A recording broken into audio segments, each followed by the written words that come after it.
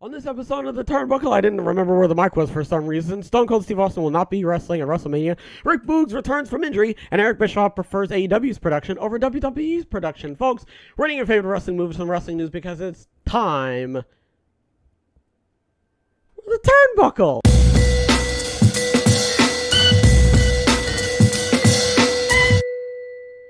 It doesn't appear that Stone Cold Steve Austin will be in action at WrestleMania 39. On the latest edition of Wrestling Observer Radio, Dave Meltzer provided an update on Austin's WrestleMania status. Meltzer said that while Austin was offered matches for WrestleMania, Austin has turned down wrestling at the event. As far as Austin goes, Steve might be at the show. I mean, I wouldn't be surprised at all. He might be doing something on the show, but he did in fact turn down wrestling at the show, Meltzer said. He was offered Brock Lesnar, he was offered Roman Reigns. He could have named his opponent if he wanted to do it with anybody else, but he did not choose to wrestle on the show. Meltzer added that it's a similar situation regarding The Rock's WrestleMania 39 status. Johnson didn't feel he had the time to get into the type of shape he would need to be in for a WrestleMania caliber main event this year. Meltzer said the door was left open for Johnson to wrestle at WrestleMania in 2024. So far it seems like that's both of the legends not showing up. I mean, we still have John Cena. I don't necessarily know if John Cena is going to be showing up, but so far we had The Rock, and then it's Stone Cold, and we had John Cena, and then everybody was like, oh, it's going to be Austin Theory versus John Cena, and then everybody was like, it's going to be somebody versus Stone Cold, or whatever. So now that's not happening, and I, for one, am pretty okay with it, just because if the Rumble is anything to go by, you don't necessarily need legends to sort of like be sprinkled in all over the place to just sort of make the whole thing interesting. I feel as though that the pay-per-view in and of itself is interesting enough, especially if you've got like a decent build and like, you know, compelling storylines and everything. So it's really telling that the Rumble wasn't the last thing to go on. You know what I mean? It's very like, you know, it should really tell you everything that you need to know when you're watching the Rumble, and you're more compelled,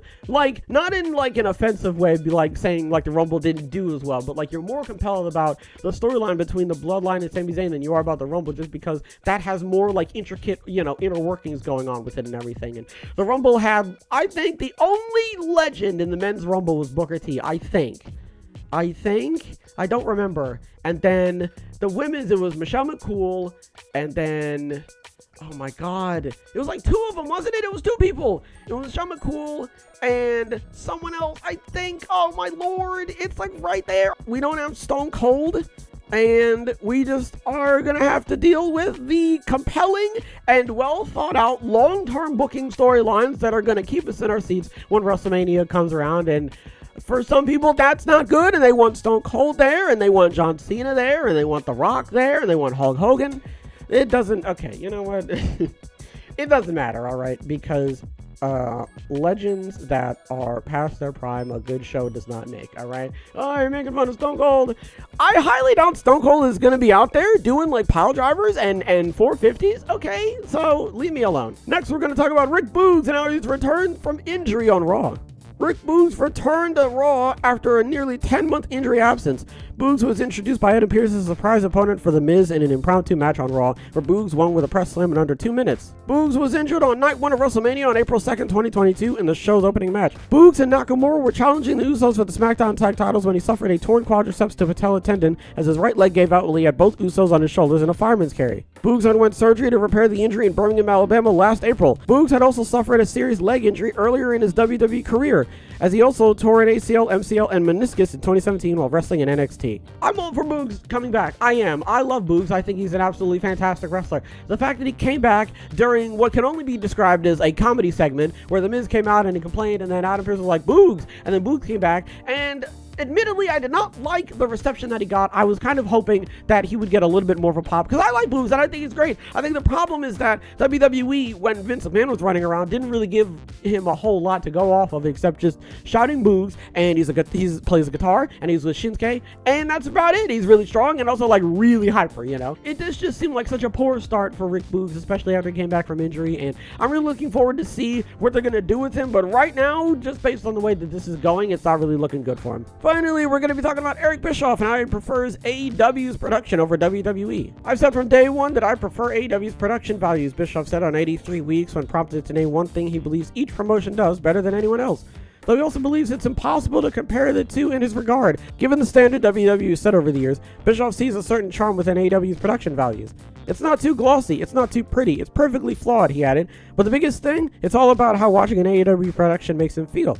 I feel like I'm in the arena. And with Khan's recent hiring of former WWE production executive Mike Mansory, he believes that aspect is only going to improve going forward. Long term, I think Mike Mansory was the best acquisition that Tony Khan has made to date, including talent, he declared. Given the influence and background of production Mansory has as WWE former vice president of global television production, Bischoff believes he'll have more of an impact on AEW television than anyone on the roster. Mike gets it, he added. But when you produce a show like WWE does, it's too pretty. When I watch WWE, I feel like I'm in a movie theater. I don't feel like I'm there.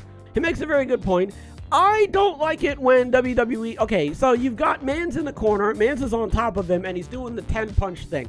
Every, half a second, the camera's cutting and cutting and cutting and cutting, and maybe you get, one punch, and then right after that, it cuts again and cuts again, and it feels like one of those really, poorly made action movies, where it's, poorly lit, it's an enclosed area, and as they're fighting, it's just a bunch of jump cutting, and all you hear is, the ruffling of their clothes when they're, blocking each other's punch, and, that, and then, wide shot randomly, guy flips, he's on the floor, scene's done, you're confused, so I feel as though that when it comes to AEW's production, it's a lot better, it's a lot more contained, and I feel like you've got a better idea of what's going on. And also, a lot of people also mention that when there's less cuts, the moves feel more impactful, everything feels like it has a little bit more weight to it, and it feels like it hurts, as opposed to the jump cut as the impact happens, or the cut just before the impact, and he's right, it makes it feel like I'm watching a movie, like a bad one, you know what I mean?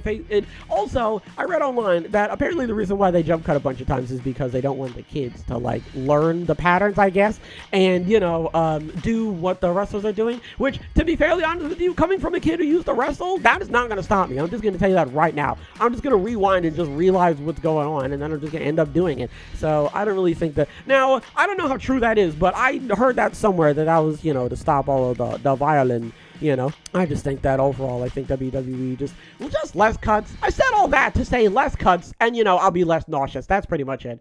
What did we talk about? Stone Cold's not coming to WrestleMania. That's not a bad thing. More focus on the main matches, okay? WrestleMania is supposed to be where all of the big rivalries culminate at the end of it, okay? It's the apex, the climax, okay? So I do not really feel bad that Stone Cold is not going to be wrestling. It's not like he's, seriously injured or anything like that. Same with The Rock. The Rock is just like, hey, right now is not really the best time. Nothing's really lining up properly. So, look, I'm just going to have to sit this one out. And Stone Cold, I assume, because, you saw the video of him getting ready, so he was obviously willing and ready to do it, but so far, according to Meltzer, he hasn't come to anybody with an opponent, and nobody has really come to him as far as I can tell. So if nothing is really written in the cards in the zone, there's nothing you can really do. Rick Boogs is back. I love Rick Boogs. I love him so much, but man, they really did not do him any favors before he left. He was at WrestleMania, and that was absolutely fantastic. I think the problem is just the fact that he wasn't really doing a whole lot, and he was with Shinsuke Nakamura, and that was something. But again,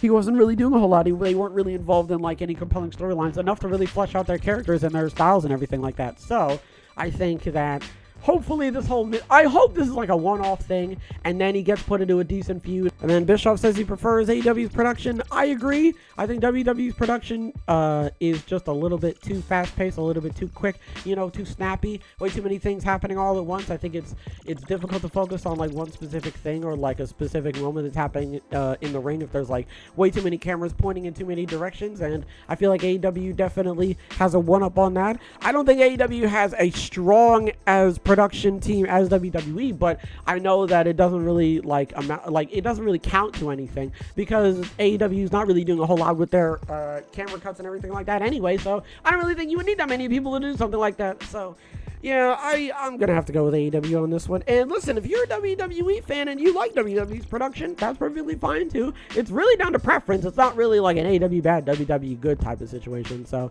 if you think that WWE's production is better than AEW, leave a comment down below and let me know why. Folks, other than that, man, that's gonna do it for this episode. Hopefully everybody enjoys themselves and has a wonderful tonight and a wonderful tomorrow. And as always, big hugs all around.